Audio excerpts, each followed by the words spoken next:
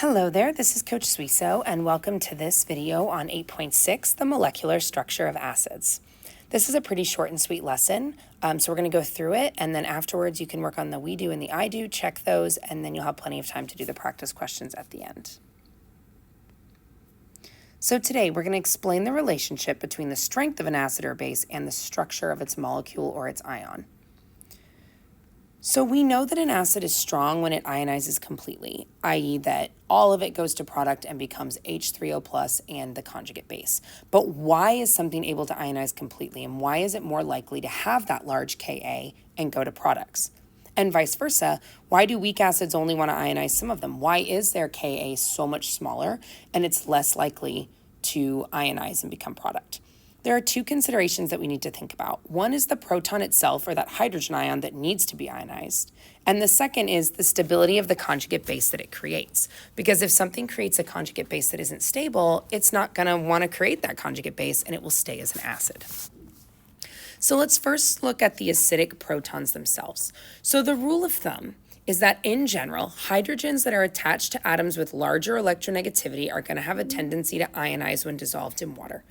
So if we look at this example right here, this has 4 hydrogens. However, these 3 hydrogens over here are not the acidic protons or the acidic hydrogens that we would remove. Because if you look at them, they're attached to carbon, which is not very electronegative.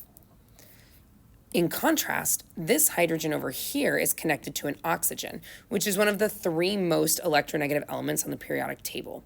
And so this hydrogen would then be acidic and would be the one that this acid would lose when it donates a hydrogen.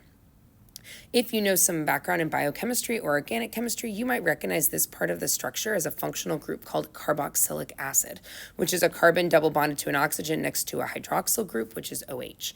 And that carboxylic acid would be, if you see it, a very strong indicator that that is your acidic proton. Now, there's a slight exception to this rule. You don't want to just go crazy and be like, the larger the electronegativity, the more likely that's the proton to leave. If you're looking at a large molecule, that is the case. However, what if in the case of HF and HI, these are all binary acids, right? These are all hydrogens strictly attached to a nonmetal, and these go down the periodic table starting with fluorine, chlorine, bromine, and iodine. If you look at the periodic table, that's an F, sorry, there we go.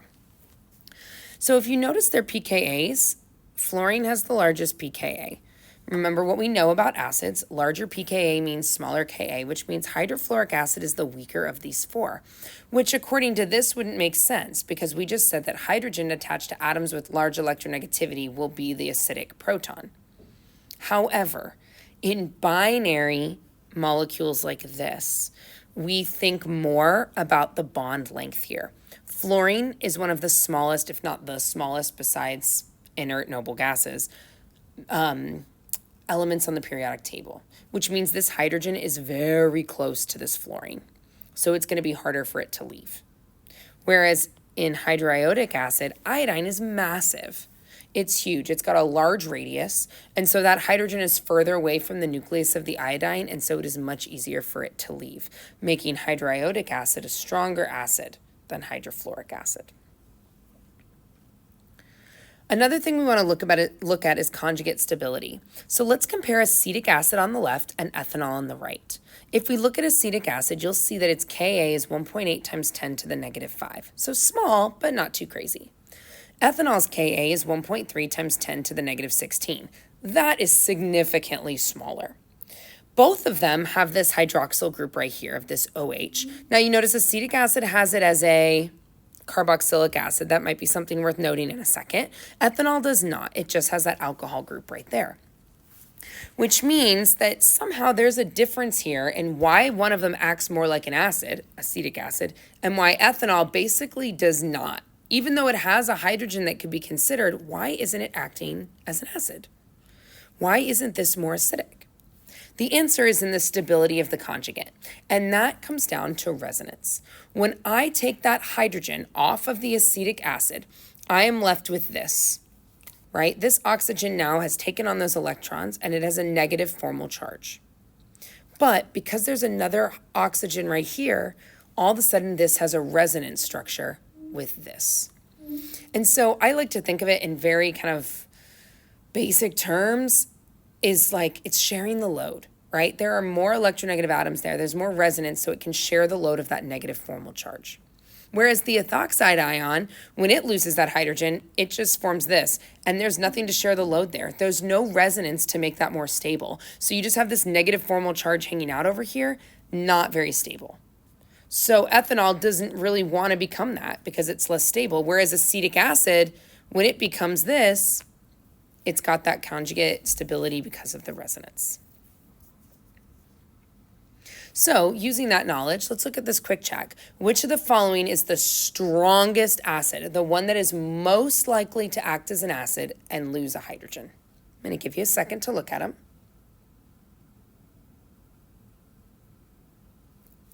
Hopefully you picked this one. Why? Because this one, when it loses this acidic proton, has 4 oxygens to share that resonance. So that is much more stable than this one. It would only have 2, or this one, which would have 3. The more resonance structures you have, the more stable you are. So the acid's stronger. It's more likely to create that conjugate base because that conjugate base is more stable. Something to think about, and this is why we really hit home on that Bronsted-Lowry stuff. If you have a weak acid, the conjugate of it is a strong base. So for example, the weakness of ethanol, we just talked about a few slides ago, means that its conjugate base, ethoxide, that is a really strong base. It is very, very likely to accept a proton and stabilize. So the qualities that make a molecule weak make a conjugate a strong base, and vice versa. The qualities that would make an acid strong make its conjugate a weak base, which then in turn helps the equilibrium. Then finally, we have something called the inductive effect, and this also speaks to conjugate stability. This is the presence of nearby electronegative atoms in the molecule that are going to help share that load or that negative charge, which increases stability. We call that inductive effect. This is basically where if you have more electronegative atoms in there, it will help pull that electrical charge towards it and make it more stable. So, for example, in trichloroacetic acid, we've got 3 chlorines here. In dichloroacetic acid, we have 2. In monochloroacetic acid, we only have 1. And in acetic acid, we have none. And you'll notice these Kas, this K is -1, that's pretty large, -2 smaller, -3 smaller, acetic acid -5. So it gets smaller and smaller and smaller as we go, or weaker and weaker and weaker. That's because with all of these chlorines here, those are electronegative. When we lose this hydrogen right here, when we lose that, we've got resonance now between these two, but we also have this chlorine here to help shield the load and take on some of that load, which makes trichloroacetic acid stronger than something that does not have any chlorines to help share the load. Finally, you want to be careful not to confuse bond length, which is what we were talking about with those binary compounds up earlier, like this, with strength and trend. So remember, general acid strength increases when more electronegative atoms are included in the structure. So if we're looking at this, this is different than the binary because you've got these oxygens in the middle. So we're not talking about the direct bond from the hydrogen to that other atom. We're talking about hydrogen, then oxygen, then something else. And this, the more electronegative atom you have, with that inductive effect, the stronger the acid. And then everything here that we said about acids would be the opposite for bases. So the inductive effect, making that conjugate really stable because of being able to share the load of the negative charge, that makes acids really strong. It makes bases, if something's trying to act as a base, it makes it weaker. So while the inductive effect will stabilize an acid, it makes bases less likely to want and accept a proton. So remember, higher your pKb, the weaker your base. So here we've got bromamine, wow, that's a tongue twister. It's got a pKb of 7.61. Ammonia has 4.74. So this is a weaker base than ammonia, and it's because it's got the inductive effect. What would make that a strong acid makes it a weak base. Finally, what I want to show you real quick, this might sort of seem like a niche concept. You might be looking at this going, okay, I get it, but like, how would this be asked? So this is the 2024 AP chemistry test. So this is the one that my kids took two years ago, almost 3 years ago now. 2 years ago. It's 2026. And this was, so I see this 2 days after they take the test. And all the kids came running in and they wanted to know, like, once this was released, what was the answer to the first one? Like, oh my gosh, I hope I got it right. It was that one day we studied that one topic. So their very first question that they saw, here's question 1.